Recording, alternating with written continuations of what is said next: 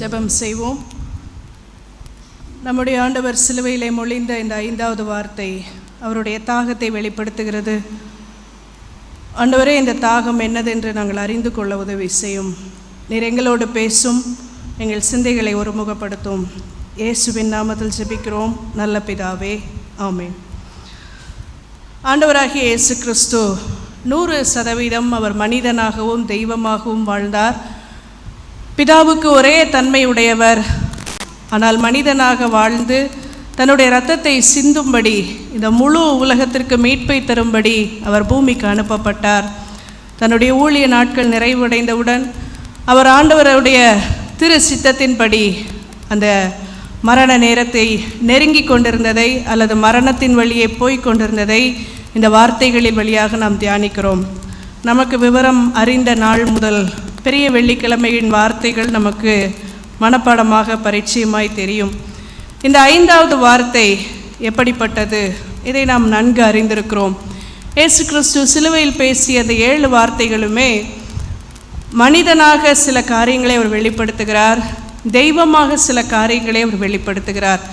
சிலவற்றை பிதாவோடு பேசுகிறார், சில காரியங்களை மனிதனோடு அவர் பேசுகிறார்.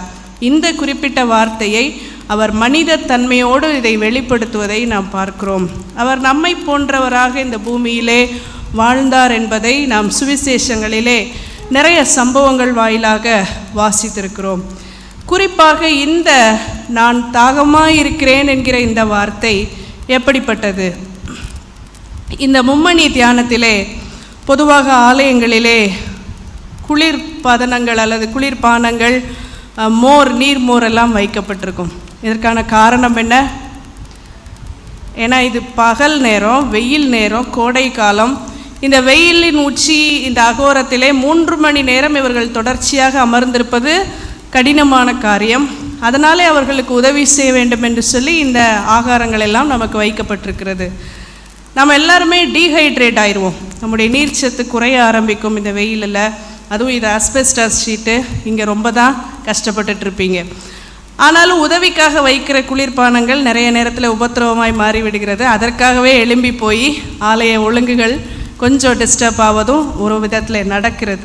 சரி, இங்கே ஆண்டவர் நான் தாகமாயிருக்கிறேன் என்று சொல்லுகிறார். ஆண்டவராகிய இயேசு கிறிஸ்து சிலுவையில் அறையப்பட்டது, அந்த வலி வேதனைகள் எல்லாம் நம்ம நிறைய டிஸ்கிரைப் பண்ணி பார்த்துருப்போம். ஒரு சில வார்த்தைகளில் அதை சொல்ல விரும்புகிறேன். ரோம சாம்ராஜ்யம் இந்த சிலுவை மரணத்தை முதலாவதாக கண்டுபிடிக்கவில்லை. அதற்கு முன்னதாகவே வரலாற்றிலே இது இருந்திருக்கிறது. ஆனால் அவர்கள் இதை கொஞ்சம் நெறிப்படுத்தி கொடுத்திருக்கிறார்கள். சிலுவை மரணம் எதற்காக தரப்பட்டது? அந்த நாட்களிலே அதிகபட்சமான ஒரு டார்ச்சரை யாருக்கு தர வேண்டுமோ அந்த குற்றவாளிக்கு இந்த மரணம் தரப்படுகிறது. ஒருவேளை இப்பொழுது நமக்கு இந்த காலகட்டத்தில் இருக்கிற அதிகபட்ச தண்டனை எது? தூக்கு, டெத் சென்டென்ஸ். ஆனால் அன்று இப்படி இருந்தது. அடுத்தது என்ன? இவர் எந்த குற்றச்சாட்டினாலே குற்றம் சாட்டப்பட்டிருக்கிறார் என்பது எழுதி அந்த குற்றவாளியின் மேல் வைக்கப்படும். இது ரோம சட்டத்திலே இருந்தது. அப்போ தான் போகிற வர்றவங்கெல்லாம், இவன் இதனால தான் இவனை அரைஞ்சிருக்காங்களா என்று அவர்கள் அறிந்து கொள்ள முடியும். அப்படித்தான் இயேசு கிறிஸ்துவின் தலைமையில் என்ன எழுதப்பட்டிருந்தது? இவர் யூதருக்கு ராஜா. இதை யூதர்கள் விரும்பி எழுதியிருக்க மாட்டார்கள், ஏனென்றால் அவர்களுக்கு அவரை ஏற்றுக்கொள்ள முடியவே இல்லை கடைசி வரை.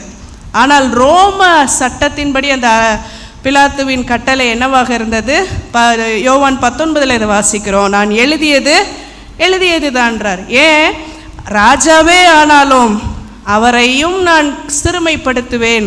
ஏன்னா அவர்கள் ரோம ராஜ்யத்திற்கு உட்பட்டவர்களாக இருந்தார்கள். இதுதான் அவருடைய எண்ணம். ராஜாவே ஆனாலும் நான் என்ன செய்வேன்? சிறுமைப்படுத்துவேன் அவனை. அதனால தான் நான் எழுதினது தான் என்று சொல்லி அவர்கள் மேல் அதை வைத்ததை பார்க்கிறோம். பொதுவாக அவர்கள் சில நாட்கள் சிலுவையிலே தொங்கி தான் அவர்களுடைய இறுதி கட்டம் நடக்கும். ஆனால் இயேசு கிறிஸ்துவை பொறுத்தவரை அவருக்கு விரைவாகவே அந்த மரண நேரம் சமீபித்து விட்டது. காரணத்தை நாம் நன்கு அறிந்திருக்கிறோம். நேற்றைய தினம் நாம் அந்த பெரிய வியாழன் ஆராதனையை நாம் கடைபிடித்தோம். அதில் நாம் படித்தது என்ன? அவர் கெத்செமனே தோட்டத்திலே அந்த கடைசி ராப்போஜனத்தை முடித்துவிட்டு ஜெபிக்க செல்கிறார். அந்த ஜெப நேரத்தில் என்ன நடந்தது என்பதை நாம் அறிந்திருக்கிறோம். என்ன நடந்தது? இரத்தத்தின் பெரும் துளிகளாக வியர்வை வெளிவந்தது என்று சொல்லி பல ரொம்ப ஒரு எக்ஸ்ட்ரீம் டிப்ரெஸ்ட் கண்டிஷனில் இப்படி இரத்த குழாய்கள் வெடித்து இரத்தம் அந்த வியர்வை துளிகள் அந்த ஓட்டை வழியாக வெளியே வரும் என்று சொல்லப்படுகிறது. ஏற்கனவே அவர் பலவீனப்பட்டு விட்டார். அதிகமான மன அழுத்தத்தின் நிமித்தம் ஜெபத்திலே ஒரு போராடி இரத்தம் வெளியேறுகிற அளவுக்கு அவர் பாடுபட்டிருக்கிறார். பிறகு இரவு முழுவதும் விசாரணை என்கிற பெயரிலே ஃபால்ஸ் ட்ரையல்ஸ், ஃபால்ஸ் அக்யூசேஷன்ஸ், தவறான குற்றம் சாட்டுதலினாலே இங்கும் அங்குமாக அலைக்கழிக்கப்பட்டார்.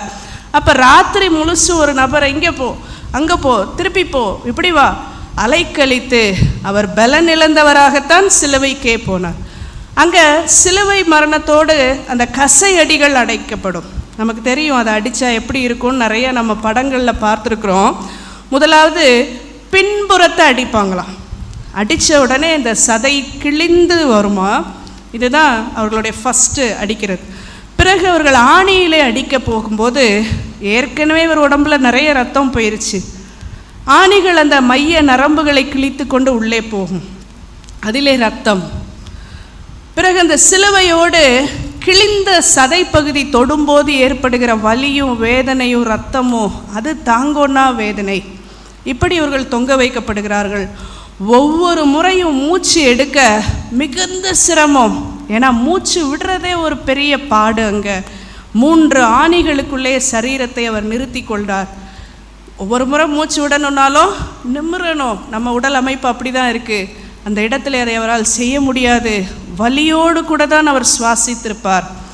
அந்த வலியின் ஊடேயும் அவர் பேசினார். அப்போ அந்த வார்த்தைகள் எவ்வளவு முக்கியமானவைகள். நம்ம நிறைய நேரம் யாராவது நம்ம உறவினர் குடும்பத்தை சார்ந்தவர்கள் இறந்துட்டாங்கன்னா எல்லாரும் கேட்போம், எப்போ அப்பா கடைசியாக என்ன சொன்னார், அம்மா ஏதாவது சொன்னாங்களா, இப்படியெல்லாம் நம்ம விசாரிப்பதுண்டு. ஏன் விசாரிக்கிறோம்? மரிப்பதற்கு முன்பாக ஒருவர் சொல்லுகிற வார்த்தைகள் முக்கியமானவை. ஏதோ ஒரு அன்பை அவர்கள் வெளிக்காட்டியிருக்க முடியும். அவர்களுடைய அந்த லாங்கிங்னஸ், எதை குறித்தோ அவங்க வருத்தப்பட்டிருப்பாங்க, ஏங்கி இருப்பாங்க, அதை அவங்க வெளிப்படுத்தியிருப்பாங்க. இப்படி அவருடைய ஏக்கத்தின் வார்த்தைகளாகத்தான் 7 வார்த்தைகளும் வந்ததை நாம் பார்க்கிறோம். அவர் இந்த உலகத்திற்கு வந்த நோக்கம், அதை அவர் என்ன செய்தார், எப்படி செய்தார், எல்லாவற்றையும் இந்த வார்த்தைகளுக்குள்ளே அவர் அடக்கி விடுகிறார். சரி, காயம் பட்டுச்சு, நம்ம வீட்டில் ரத்தம் சிந்திருச்சு, இல்லை ஏதோ உணவுப் பொருள் சிந்திருச்சுன்னா முதல்ல வர்றது என்ன? எறும்பு வரும். இந்த காயங்களை தேடி பூச்சிகள், இன்செக்ட்ஸ் நிறைய இப்படி வந்து கொண்டே இருக்குமா அதை அரித்து தின்பதற்கு. அதைவிட கொடுமை, இரத்தத்தோடு தொங்கிக் கொண்டிருக்கிற, மாம்சம் கிழிந்து தொங்குகிற ஒன்றை கடித்து பட்சிக்க பறவைகள் வட்டமிட்டு கொண்டே இருக்குமா. இப்படி பெரும்பாடிலே தான் நம்முடைய ஆண்டவர் தொங்கினார். பொதுவாக சிலுவையிலே தொங்குகிறவர்கள் பேசுவார்களாம். என்ன பேசுவார்கள்? என்ன பேசியிருக்க முடியும்? ஒன்று முனகல் சத்தம், ஐயோ முடியலையே அம்மா. அடுத்து என்னவா இருக்கும்? காப்பாற்றுங்களே, என்னை மன்னிச்சிருங்களே, காப்பாற்றுங்களே, என்னை விட்டுருங்களே. வேற என்னவா இருக்கும்? ஏண்டா என்னை பாடுபடுத்துறீங்களா, நல்லா இருப்பீங்களா, இப்படித்தான் பேசியிருப்பாங்க. ஆனால் மாறாக நம்முடைய ஆண்டவர், அவர் தெய்வமாக, இது முழு உலகத்தின் பாவத்தை சுமந்தவராக ரொம்ப சிக்னிஃபிகண்ட்டான சில வார்த்தைகளை அழகாக மொழிகிறார் அந்த சிலுவையிலே. அவருடைய தாகம் என்னவாக இருக்கிறது என்பதைத்தான் நம்ம இந்த வார்த்தையில் பார்க்கிறோம். எல்லா சம்பவங்களுமே தீர்க்க தரிசனத்தின் நிறைவேறுதல் என்று பார்க்கிறோம். நாம் வாசித்த இந்த ஒவ்வொரு சம்பவங்களும், இந்த 7 திருமொழிகளுமே எல்லாமே தீர்க்க தரிசன நிறைவேறுதல். எல்லாமே முன்குறிக்கப்பட்டது. எப்படி பிறப்பு முன்குறிக்கப்பட்டதோ ஏசாயாவிலே, அதே போல் அந்த 53 பார்த்தோன்னா எதுவும் முன்குறிக்கப்பட்டிருக்கு. அவருடைய பாடு மரணங்களும் முன்குறிக்கப்பட்டிருக்கு. அடிக்கப்படும் ஆட்டுக்குட்டியை போல போவார், பதில் பேசவே மாட்டார், அமைதியாக இருப்பார். நமக்காக அவருடைய உருவம் அழிந்தது, இதெல்லாம் வசனத்தில் வாசிக்கிறோம். எல்லாமே தீர்க்க தரிசன முன்னுரைத்தலாக இருக்கிறது. சங்கீதம் 69:21 எடுத்து வாசிப்போம்.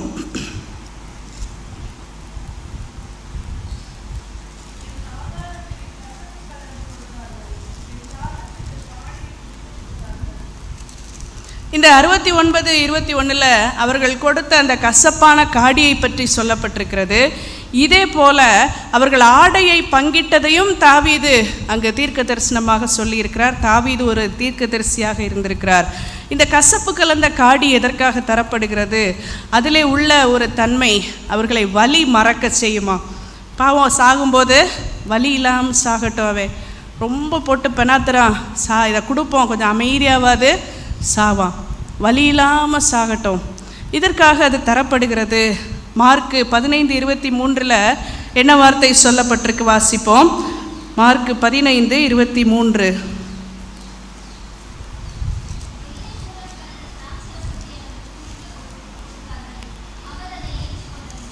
இங்கு வெள்ளை போலமும் திராட்சரசமும் கலந்ததை கொடுத்தார்கள் என்று மார்க்கு இதை குறிப்பிடுகிறார். ஒவ்வொருவருடையும் எழுத்துக்களிலும் ஒரு சில வித்தியாசங்கள் இருப்பதை பார்க்கிறோம். அடுத்தது, ஆண்டவராகிய இயேசு கிறிஸ்து மனிதனாக தன்னுடைய வலி வேதனைகளிலே வார்த்தைகளை வெளிப்படுத்துகிறார். ஆனாலும் அவருடைய சிந்தை தெய்வ மைந்தனுடைய சிந்தை, அதனால் அவர் அதை ஏற்றுக்கொள்ளவில்லை. இந்த தண்ணி அல்லது இந்த காடி என்னுடைய தாகத்தை அது தீர்க்காது என்று அவர் குறிப்பிடுவதை பார்க்கிறோம். அவர் அதை இப்படி வெளிப்படுத்துகிறதை பார்க்கிறோம். வார்த்தையால் அவர் சொல்லலை, ஆனால் அவருடைய தாகம், இட் வாஸ் அன் அன்குவென்ச்சபிள் தர்ஸ்ட். சில நேரத்தில் கடும் வெயிலில் போயிட்டு வந்து மடக்குன்னு தண்ணி குடிப்போம், எவ்வளோ குடித்தோம் நமக்கே தெரியாது, அது அவ்வளவு தாகமாக உடம்பு எடுக்கும் அவ்வளோ தண்ணியை. ஆனால் இயேசு கிறிஸ்துவுக்கு இருந்த தாகம் யாரும் மனிதர்கள் தீர்த்து விட முடியாத ஒரு தாகம், அன்குவென்ச்சபிள் தர்ஸ்ட். எதற்காக அவருக்கு அவ்வளவு தாகம் இருந்தது? எதை பற்றிய தாகத்தை அவர் வெளிப்படுத்தினார்? இது நமக்காக அவர் பாடுகளை ஏற்றுக்கொண்ட விதத்தை காட்டுகிறது. முழு உலகத்தின் பாடுகளை அவர் ஏற்றுக்கொண்டாரே, அப்போ எவ்வளவு பெரிய போராட்டத்திற்குள்ளே அவர் போயிருப்பார். ஒரு தாகத்தை பற்றி வேதாகமம் விளக்குகிறது. எடுப்போம். மத்தேயு 5:6. மத்தேயு 5:6.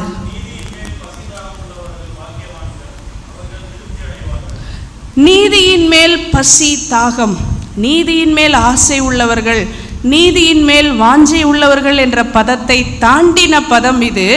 நீதியின் மேல் பசி தாகம் உள்ளவர்கள். அப்ப நீதி கிடைச்சா போதும், நீதியை நிலைநாட்டினால் போதும், நான் நீதி செய்தால் போதும் என்கிற உணர்வுடையவர்கள் பாக்கியவான்கள் என்று இயேசு கிறிஸ்து தன்னுடைய மலை பிரசங்கத்திலே சொன்ன அந்த வார்த்தையை நாம் பார்க்கிறோம். அவர்களுக்கு என்ன கிடைக்குமா? திருப்தி அடைவார்கள். இங்கே சொன்னோம், அன்குவென்ச்சபிள் தர்ஸ்ட், தீர்க்க முடியாத தாகம் அவருக்கு இருந்தது. இன்று எதற்காக ஆண்டவர் இந்த தாகத்தை அடைந்தார்? அவருடைய தாகம் என்னவாக இருந்தது? இந்த உலகத்தில் இருக்கிற அநீதி நீங்க வேண்டும். ஏன்? அவர் அநியாயமாய் குற்றம் சாட்டப்பட்டார், அநியாயமாய் அவர் மேல் பாடுகள் வந்தது. இங்கேயே நம்ம கீழே பார்த்துட்டே இருப்போம். சந்தோஷப்பட்டு களி கூறுங்கள், என் நிமித்தம் உங்களை நிந்தித்து துன்பப்படுத்தி பலவிதமான தீமையான மொழிகளையும் சொல்வார்கள். ஆண்டவர் நிமித்தம் இந்த பாடுகள், பிதாவின் சித்தத்தை நிறைவேற்றுவதற்காக இவ்வளவு வலிகள் எனக்கு, வேதனை எனக்கு, இது தீராத தாகம். ஆண்டவருடைய தாகம் நீதியாக இருக்கிறது. நீங்களும் நானும் நீதி உள்ளவர்களாய் இருக்க வேண்டும். நம்முடைய செயல்களிலே, சொல்லிலே, நம்முடைய ஊழியத்திலே, நம்முடைய அனுதின வாழ்க்கையிலே அநீதி இழைத்து விடக்கூடாது, நீதி செய்ய வேண்டும் என்பது அவருடைய தாகம். ஏன்? என்னுடைய பிள்ளைகள் என்னை பின்பற்ற வேண்டும், என்னுடைய பிள்ளைகள் என்னை பிரதிபலிக்க வேண்டும் என்பது அவருடைய விருப்பமாயிருக்கிறது. இது அநீதி நிறைந்த உலகம். இதிலே நாம் நீதியாய் வாழ்ந்திட, நீதியில் நிலைத்திருக்க அவர் தாகமாயிருக்கிறார். ஏசாயா 55 எடுத்துக்கொள்வோம். அதிலே வாசிக்க வேண்டாம், எடுத்து வைத்துக் கொள்வோம். முதல் 3 வசனங்களை கவனிப்போமானால், தாகமாயிருக்கிறவர்களே வாருங்கள் என்று அவர் கூப்பிடுகிறார். நீங்கள் வாருங்கள், தண்ணீர்கள் அண்டைக்கு வாருங்கள். தாகமாக இருந்தால் தண்ணி குடித்தா தான் அது தீரும். தாகமாக இருக்கிறவர்களே வாருங்கள், எல்லாத்தையும் சொல்லிட்டு 3வது வசனம், நீங்கள் உங்கள் செவிகளை சாய்த்து என்னிடத்தில் வாருங்கள், கேளுங்கள், அப்பொழுது உங்கள் ஆத்துமா பிழைக்கும். ஆண்டவர் இங்கே அழைப்பு கொடுக்கிறார். those who are all thirst, தாகமாக இருக்கிற எல்லாரும் என்கிட்ட வாங்க, என்னிடம் இருக்கிறது இலவசமானது. நம்ம பார்த்துருக்குறோம், அந்த பெண்ணிடம் அவர் கிணற்றிலே உட்கார்ந்து பேசும்போது, இந்த தண்ணீர் இலவசமான ஒன்று, எல்லாருக்குமான ஒன்று, எல்லாரும் வரலாம், எங்கும் தேவனை தொழுது கொள்ளலாம் என்று அவர் சொல்லுகிறார். there is no barrier. அங்கு அதற்கு எந்த தடையும் இல்லை. இங்கே கூப்பிடுறார் பாருங்க, 3வது வசனம் சொல்லுகிறது, எங்க வரணுமா? உங்கள் செவியை சாய்த்து என்னிடத்தில் வாருங்கள், வந்து கேளுங்கள். எல்லாரும் என்னிடத்தில் வாருங்கள். தாகமா இருக்கவங்க எல்லாம் ஏன்ட்ட வரணுன்றது என்னுடைய தாகம் என்று சொல்லுகிறார். இந்த உலகத்தை தேடி அங்கும் இங்கும் நிம்மதி கிடைக்கும், சுகம் கிடைக்கும், விடுதலை கிடைக்கும் என்று கூட்டம் கூட்டமாய் அலைமோதுகிறார்கள். சமீப நாட்களாக நான் போகிற வழியில் நிறைய கோயில்களுக்காக விரதம் இருந்து போகிறவர்களை பார்க்கிறோம். முன்பெல்லாம் எங்கோ புனித தலங்களுக்கு மாத்திரம் போய் கொண்டிருந்தார்கள், இப்பொழுது எங்கும் போகிறார்கள். பார்த்து கொண்டே இருக்கிறோம். இந்த உலகத்திலே விடுதலையை தேடி தாகத்தோடு நிறைய பிரச்சனைகளோடு போய்கொண்டே இருக்கிறது நிறைய குடும்பங்கள், கூட்டங்கள். இங்கே எல்லாரும் எங்கே வரணும்னு சொல்கிறாரு? என்னிடத்தில் வாருங்கள், கேளுங்கள், அப்பொழுது உங்கள் ஆத்துமா பிழைக்கும். எல்லாரும் ஏன்ட்ட வாங்க, உங்கள் ஆத்துமாக்களை நீங்கள் காப்பாற்றி கொள்ளுங்கள். இதுதான் அவருடைய தாகம்.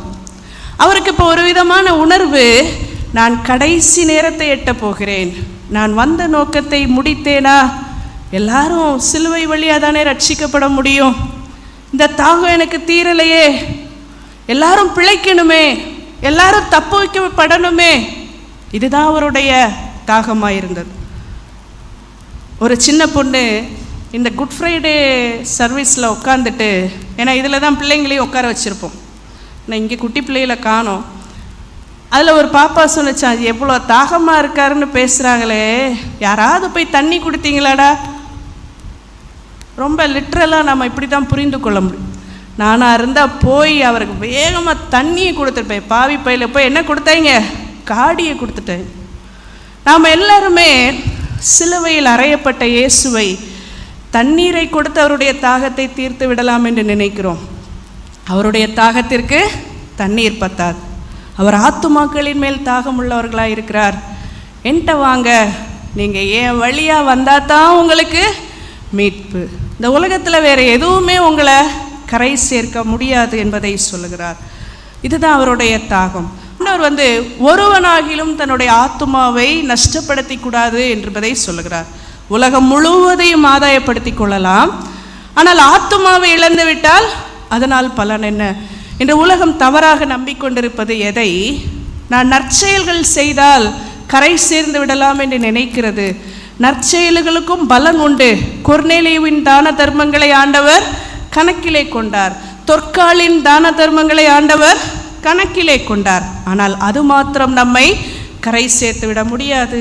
இன்று நிறைய கிறிஸ்தவர்களுடைய எண்ணம் இதுதான், நான் செய்கிற தான தர்மங்கள் என்னை காப்பாற்றிவிடும், நற்செயல்கள் காப்பாற்றிவிடும், இது மாத்திரம் கரை சேர்க்காது, உன்னுடைய ஆத்துமாவை நீ இயேசு கிறிஸ்துவினிடம் கொண்டு வர வேண்டும். உலகம் முழுவதையும் ஆதாயப்படுத்தினாலும் ஆத்துமாவை ஒருவன் நஷ்டப்படுத்தினால் அதனால் பலன் என்ன? இதுதான் அவருடைய தாகம். அவருடைய தாகம் முதலாவது சபையில் இருக்கிறவர்கள் மேல் இருக்கிறது. ஏன்னா இன்னும் நாம் பல தவறான புரிதல்களுக்குள்ளேயே இருந்து கிடுகிறோம். அதிலிருந்து வெளியே வாங்க, என்னுடைய தாகத்தை நீங்கள் புரிந்து கொள்ளுங்கள் என்று அவர் சொல்லுகிறார். மத்தேயு 10:42 நாம் அறிந்த ஒரு சம்பவம். 10:42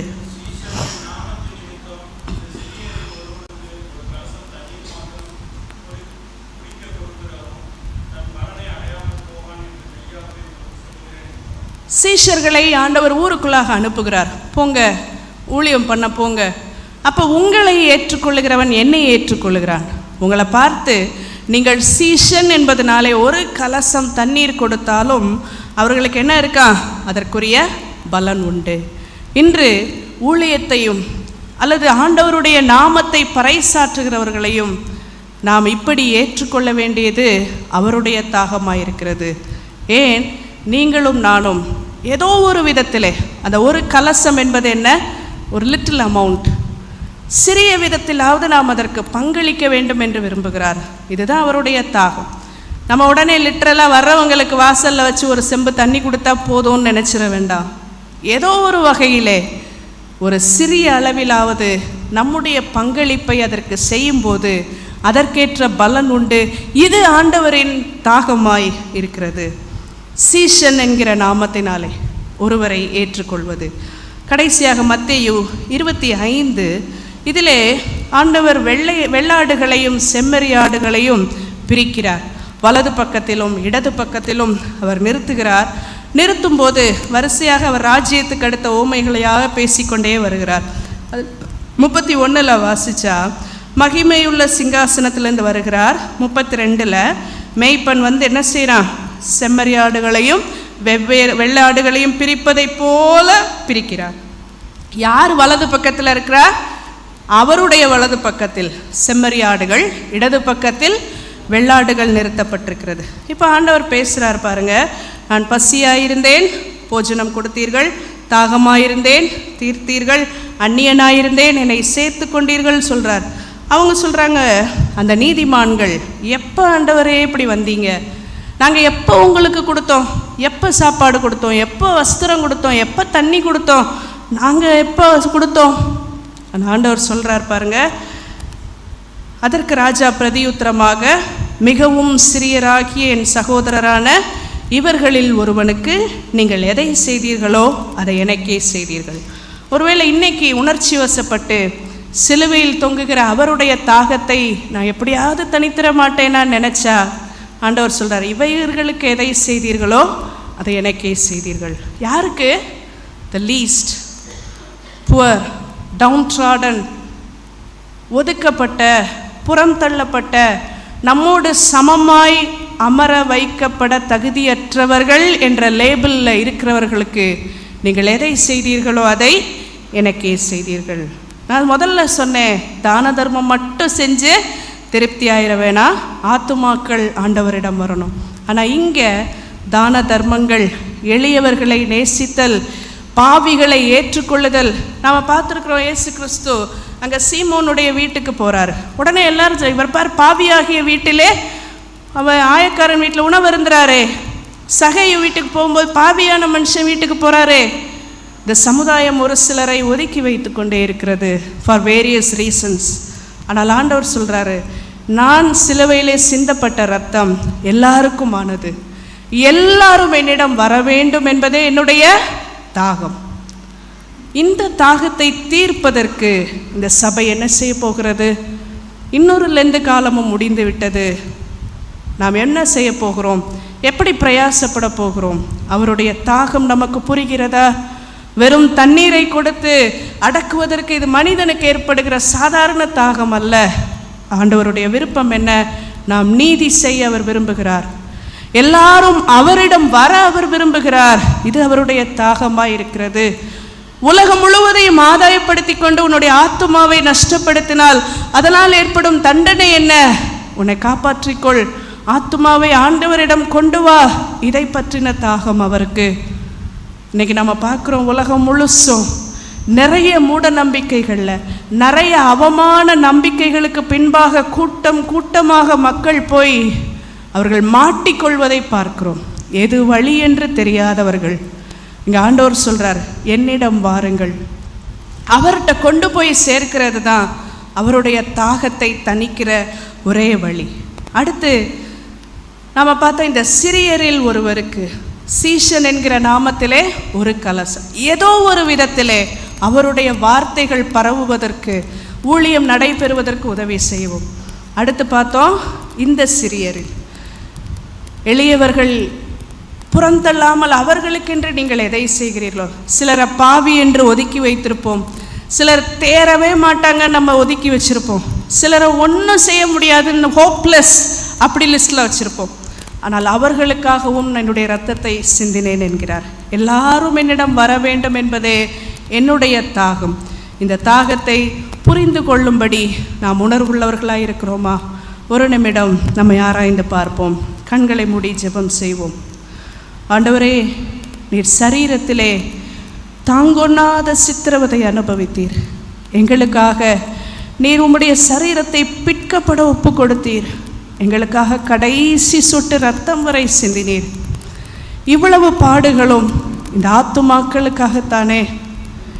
இந்த உலகத்தை நீர் மீட்டு கொள்ள வந்தீர். உம்முடைய மீட்பின் திட்டத்திலே எல்லாரும் வர வேண்டும் என்பதே உம்முடைய தாகம் என்பதை உணர்ந்து கொண்டோம். நாங்கள் தண்ணீரை கொடுத்து உம்முடைய தாகத்தை தீர்க்க முடியாது ஆண்டவரே. நாங்கள் சபையாக உமக்காக செயல்பட விரும்புகிறோம். உம்முடைய தாகத்தை தீர்க்க, ஆத்துமாக்களை உம்முடைய மந்தையில் சேர்க்க நாங்கள் செயல்பட விரும்புகிறோம். உம்முடைய தாகத்தை நாங்கள் புரிந்து கொண்டோம், தணிக்க விரும்புகிறோம். இயேசுவின் நாமத்தில் மன்றாடுகிறோம் நல்ல பிதாவே, ஆமேன்.